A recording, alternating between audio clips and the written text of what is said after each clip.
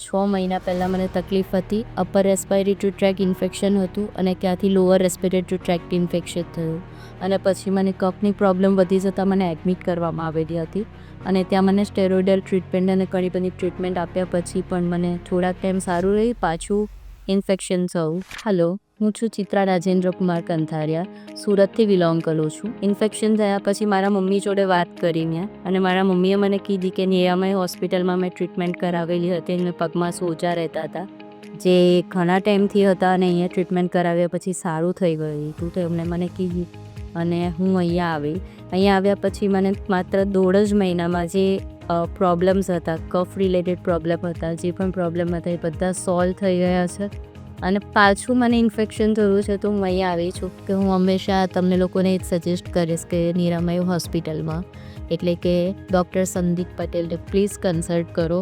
તમને જે પણ પ્રોબ્લેમ હશે, જે પણ ઓર્ગન રિલેટેડ પ્રોબ્લેમ હશે એ તમને સારા થઈ જશે, હું વોરંટી આપું છું. Thank you so much.